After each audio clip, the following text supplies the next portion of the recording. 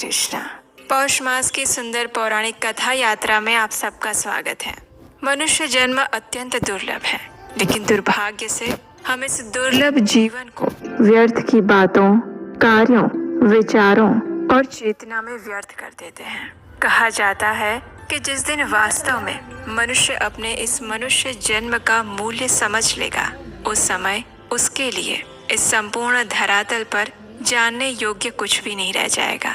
इसलिए इस मनुष्य जीवन के परम लक्ष्य को जानना अत्यंत आवश्यक है। पंच महाभूतों से बने हुए इस भौतिक देह के माध्यम से हम पंच महाभूतों के परे हमारे उस आध्यात्मिक अस्तित्व को जान सकते हैं।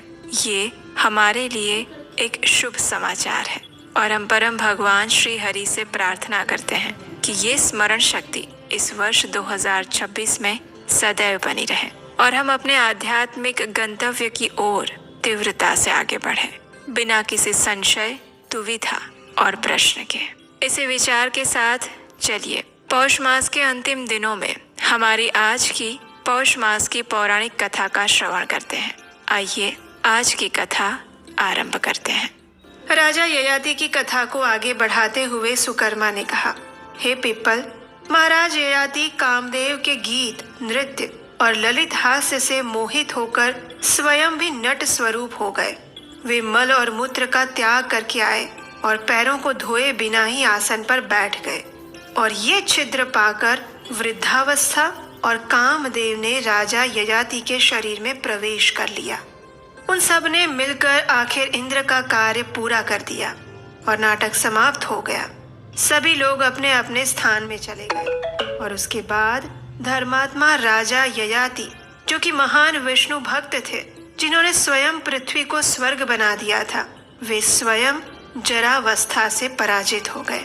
उनका चित्त अब सदैव काम और भोग में आसक्त रहने लगा और एक दिन इसी प्रकार काम युक्त होकर वे वन में शिकार खेलने गए। उस समय उनके सामने एक हिरण निकला जिसके 4 सींग थे। उसके रूप की कहीं तुलना नहीं थी। उसके सभी अंग सुंदर थे और रोमावलियां सुनहरे रंग की थी। उसके मस्तक पर रत्न जड़ा हुआ प्रतीत होता था। राजा धनुष बाण लेकर बड़े वेग से उसका पीछा करने लगे और वो मृग उन्हें बहुत दूर तक ले गया और देखते ही देखते अंतर्ध्यान हो गया। उसी क्षण राजा को सामने नंदन वन के समान एक सुंदर अद्भुत वन दिखाई दिया। उसके भीतर राजा ने एक सुंदर तालाब देखा जो 10 योजन लंबा और 5 योजन चौड़ा था। सभी ओर कल्याणमय जल से भरा हुआ वो सर्वतोभद्र नाम का तालाब दिव्य भावों से सुशोभित था। राजा वैसे ही थके हुए थे। परिश्रम के कारण उन्हें पीड़ा हो रही थी, इसलिए वे सरोवर के तट पर ठंडी छाया में आश्रय लेकर बैठ गए।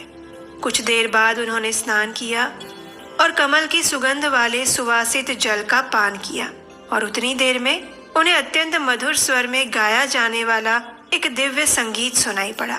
राजा तुरंत उठकर उस स्थान की ओर चल पड़े जहाँ से वो ध्वनि आ रही थी। जल के निकट ही एक विशाल और सुंदर भवन था।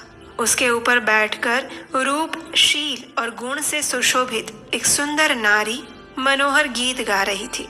वो अत्यंत स्वरूपवान थी। चराचर जगत में उसके जैसे सुंदरी स्त्री कोई नहीं थी। महाराज ययाति के शरीर में पहले ही जरा युक्त कामदेव का संचार हो चुका था और जब उन्होंने उस स्त्री को देखा तो वे काम अग्नि से जलने लगे। उन्होंने उस सुंदरी के पास जाके पूछा, हे शुभे, तुम कौन हो? किसकी कन्या हो और तुम्हारे पास ये कौन बैठी है? हे कल्याणी, मुझे सभी बातों का परिचय दो। मैं नहुष का पुत्र हूँ। मेरा जन्म चंद्र वंश में हुआ है। पृथ्वी के 7 द्वीपों पर मेरा अधिकार है। मैं 3 लोकों में विख्यात ययाति हूँ। हे सुंदरी, मुझे दुर्जय काम मारे डाल रहा है। मैं उत्तम शील से युक्त हूँ। तुम्हारे समागम के लिए मैं अपना राज्य, संपूर्ण पृथ्वी और ये शरीर भी अर्पित कर सकता हूँ। ये संपूर्ण त्रिलोकी तुम्हारी ही है। क्या तुम मेरा स्वीकार करोगी? राजा की ये बात सुनकर सुंदरी ने अपनी सखी विशाला को संकेत किया और फिर उसकी सखी विशाला ने कहा, हे नरश्रेष्ठ, ये रति की पुत्री है। इसका नाम अश्रु बिंदुमती है।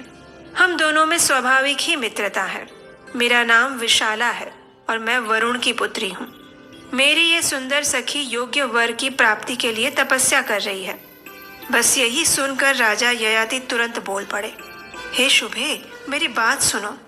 ये सुंदर मुख वाली रति कुमारी मुझे ही पति रूप में स्वीकार कर ले। वो जिस जिस वस्तु की इच्छा करेगी वो सब कुछ मैं उसे प्रदान करूंगा। तब विशाला ने कहा, राजन, पहले इसका नियम सुन लो।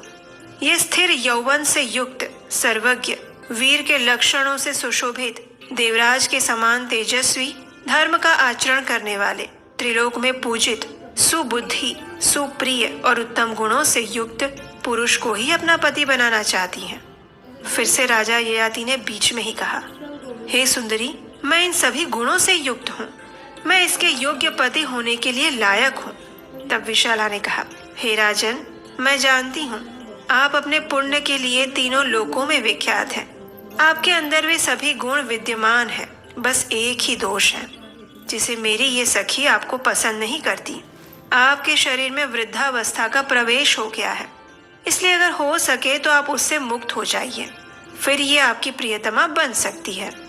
हे राजन, मैंने सुना है कि पुत्र, भ्राता और भृत्य जिसके भी शरीर में इस जरावस्था को डाला जाए उसी में उसका संचार हो सकता है। इसलिए हे राजन, आप अपना बुढ़ापा अपने पुत्रों को दे दीजिए और स्वयं उनका यौवन लेकर फिर से सुंदर बन जाइए। मेरी सखी जिस रूप में आपका उपभोग करना चाहती है उसी के अनुकूल आपको व्यवस्था करनी पड़ेगी, तभी वो आपकी प्रियतमा बन सकती है। ये सुनकर राजा ययाति ने बिना सोचे समझे कहा, एवमस्तु, मैं तुम्हारी आज्ञा का अवश्य पालन करूंगा। इतना कहकर राजा ययाति अपने काम भोग में आसक्त होकर अपनी विवेक शक्ति खो बैठे। वे तुरंत अपने घर वापस गए और अपने पुत्रों से कहने लगे, हे मेरे प्रिय पुत्रों, सुनो, तुम लोगों में से कोई एक मेरी ये दुखदायिनी जरावस्था को ग्रहण कर लो और अपनी युवावस्था मुझे दे दो, जिससे मैं इच्छा अनुसार भोग कर सकूं। जो भी मेरी वृद्धावस्था को ग्रहण करेगा वह पुत्रों में श्रेष्ठ समझा जाएगा और वही मेरे राज्य का स्वामी होगा। उसको सुख संपत्ति, धन धान्य, बहुत सी संतानें और यश तथा कीर्ति प्राप्त होगी। अपने पिता की बात सुनकर सबसे पहले पुत्र तुरु ने कहा, हे पिताजी, इसमें कोई संदेह नहीं है कि पिता और माता की कृपा से ही पुत्र को शरीर की प्राप्ति होती है। इसलिए उसका कर्तव्य है कि वो विशेष चेष्टा द्वारा माता पिता की सेवा करे। लेकिन महाराज, यौवन दान करने का ये मेरा समय नहीं है, इसलिए मैं तो नहीं करूँगा। तुरु की बात सुनकर धर्मात्मा राजा को बड़ा क्रोध आया। उन्होंने उसे श्राप देते हुए कहा, तूने मेरी आज्ञा का अनादर किया है, इसलिए तू सभी धर्मों से बहिष्कृत और पापी हो जा। तेरा हृदय पवित्र ज्ञान से शून्य हो जाए और तू कूढ़ी हो जा। तुरु को इस प्रकार श्राप देकर वे अपने दूसरे पुत्र यदु के पास आए और उससे कहने लगे, बेटा, तू मेरी जरावस्था को ग्रहण कर ले और मेरा अकंटक राज्य भोग ले। महाराज के द्वारा ये कहने पर यदु ने हाथ जोड़कर कहा, पिताजी, कृपया मेरे ऊपर कृपा कीजिए। मैं बुढ़ापे का भार नहीं ढो सकता।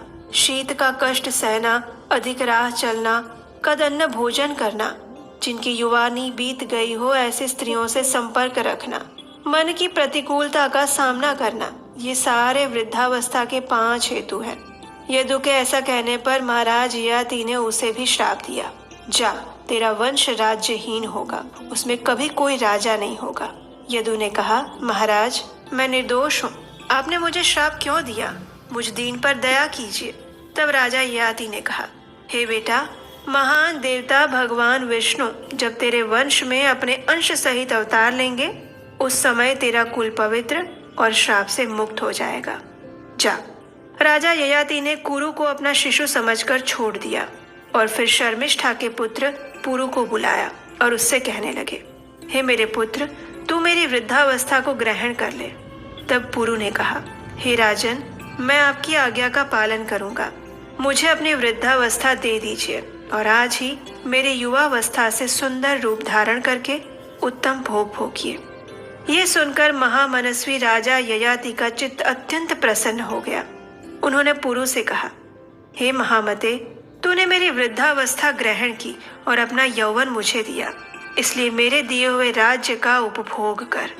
अब राजा की बिल्कुल नई अवस्था हो चुकी थी। वे 16 वर्ष के तरुण प्रतीत होने लगे, देखने में अत्यंत सुंदर, मानो दूसरे कामदेव हो।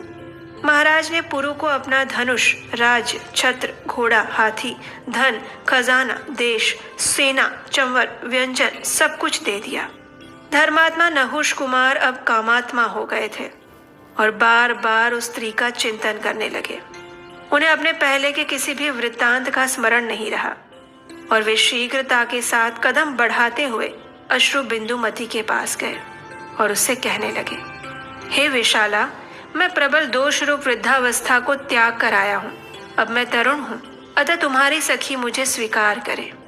तब विशाला ने कहा, हे राजन, आप दोष रूपा जरावस्था को तो त्याग कर आए हैं, ये अच्छी बात है, लेकिन अब आप एक दोष से लिप्त हैं, जिससे ये आपको स्वीकार नहीं करना चाहती। आपकी 2 सुंदर नेत्रों वाली पत्नियां हैं, शर्मिष्ठा और देवयानी। ऐसी दशा में आप मेरी इस सखी के वश में कैसे रह पाएंगे?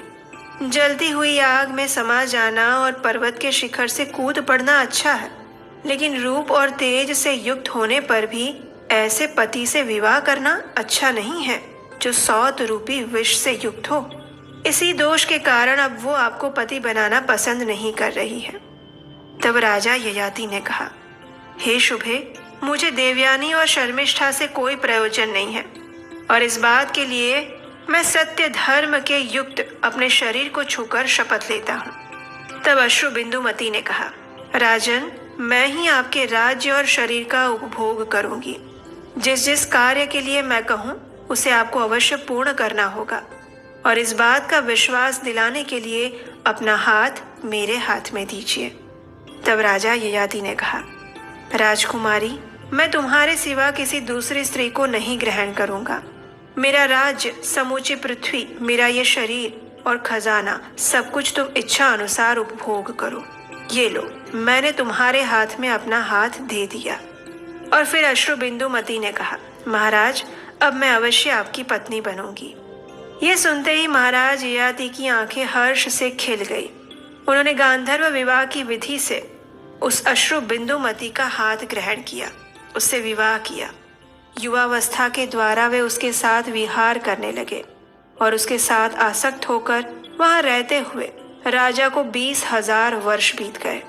इस प्रकार इंद्र के लिए किए हुए कामदेव के प्रयोग से उस स्त्री ने महाराज को अच्छी तरह से मोहित कर दिया। और फिर एक दिन की बात है, कामनंदिनी अश्रु बिंदुमती ने मोहित हुए उस राजा ययाति से कहा, हे राजन, मेरे हृदय में कुछ अभिलाषा जागृत हुई है। आप मेरे उस मनोरथ को पूर्ण कीजिए। आप यज्ञों में प्रधान अश्वमेघ यज्ञ का अनुष्ठान कीजिए। तब राजा ययाति ने कहा, हे महाभागे, एवमस्तु, मैं अवश्य ऐसा करूंगा। ऐसा कहकर महाराज ने राज्य भोग से निस्पृह अपने पुत्र पुरु को बुलाया। पिता का आह्वान सुनकर पुरु आए। उन्होंने भक्ति पूर्वक हाथ जोड़कर राजा के चरणों में प्रणाम किया। अश्रु बिंदुमती के युगल चरणों में भी मस्तक झुकाया और फिर पिता से कहा, हे पिताश्री, मैं आपका दास हूँ, बताइए क्या आज्ञा है।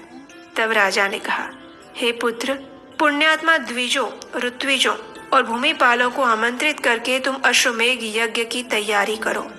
अब महातेजस्वी पुरु बड़े ही धार्मिक थे। उन्होंने पिता के कहने पर उनकी आज्ञा का पूर्णतया पालन किया और फिर राजा ययाति ने उस काम कन्या के साथ यज्ञ की दीक्षा ली। उन्होंने अश्वमेघ यज्ञ में ब्राह्मणों और गरीबों को अनेक प्रकार के दान दिए और यज्ञ समाप्त होने पर महाराज ने उस सुमुखी से पूछा, हे बाले, और कोई कार्य भी है जो तुम्हें अत्यंत प्रिय है तो वो भी बताओ, मैं तुम्हारा कौन सा कार्य करूं। ये सुनकर उसने राजा से कहा, महाराज, मैं इंद्रलोक, ब्रह्मलोक, शिवलोक और विष्णुलोक का दर्शन करना चाहती हूँ। ये सुनकर राजा ययाति ने कहा, हे सुंदरी, ये जो प्रस्ताव तुमने रखा है वो इस समय तो मुझे असाध्य लग रहा है। वो तो मात्र पुण्य, दान, यज्ञ और तपस्या से ही मिल सकता है। मैंने आज तक ऐसा कोई मनुष्य नहीं देखा है या ना सुना है जो पुण्यात्मा होकर भी मर्त्य लोक से इस शरीर के साथ स्वर्ग में गया हो। इसलिए तुम्हारा बताया हुआ कार्य मेरे लिए असाध्य है। दूसरा कोई कार्य बताओ, मैं उसे अवश्य पूर्ण करूंगा। ये सुनकर अश्रुबिंदुमती ने कहा, हे राजन, इसमें कोई संदेह नहीं है कि ये कार्य दूसरे मनुष्यों के लिए सर्वथा असाध्य है, लेकिन आपके लिए तो साध्य ही है। यह मैं बिल्कुल सच कह रही हूँ, और इसी उद्देश्य से मैंने आपको अपना स्वामी बनाया था। आप हर प्रकार के शुभ लक्षणों से संपन्न और धर्मों से युक्त हैं। आप भगवान विष्णु के भक्त हैं। जिसके ऊपर भगवान विष्णु की कृपा हो जाती है वो सर्वत्र जा सकता है, और इसी आशा से मैंने आपको पति रूप में अंगीकार किया था। केवल आपने ही मृत्यु लोक में आकर संपूर्ण मनुष्यों को जरावस्था की पीड़ा से रहित और मृत्युहीन बनाया था। आपने इंद्र और यमराज का विरोध करके मर्त्य लोक को रोग और पाप से शून्य कर दिया है। आपके समान दूसरा कोई राजा नहीं है। यह सुनकर राजा ययाति ने कहा, हे भद्रे, तुम्हारा कहना मेरे लिए कोई साध्य असाध्य का प्रश्न नहीं है। जगदीश्वर की कृपा से मुझे स्वर्ग लोक में सब कुछ सुलभ है। फिर भी मैं स्वर्ग में जो नहीं जाता हूँ, इसका कारण सुनो। मेरे छोड़ देने पर मानव लोक की सारी प्रजा मृत्यु का शिकार हो जाएगी, और उसमें कोई संदेह नहीं है। यही सोचकर मैं स्वर्ग में नहीं जा रहा हूँ। ये सुनकर रानी ने कहा, महाराज, उन लोगों को देखकर मैं फिर से मर्त्य लोक में वापस आने के लिए तैयार हूँ। इस समय उन्हें देखने के लिए मेरे मन में अत्यंत उत्सुकता है, जिसकी कोई तुलना नहीं है। आखिर थक हार कर राजा ययाति ने कहा, हे मेरी प्रिय देवी, तुमने जो कुछ भी कहा उसे निसंदेह मैं पूर्ण करूंगा। और इतना कहकर फिर राजा ययाति सोच में पड़ गए कि आखिर अब उन्हें क्या करना चाहिए। और तत्पश्चात राजा ययाति का अगला कदम क्या था, वो हम सुनेंगे हमारी पौष मास की कथा की अंतिम कड़ी में।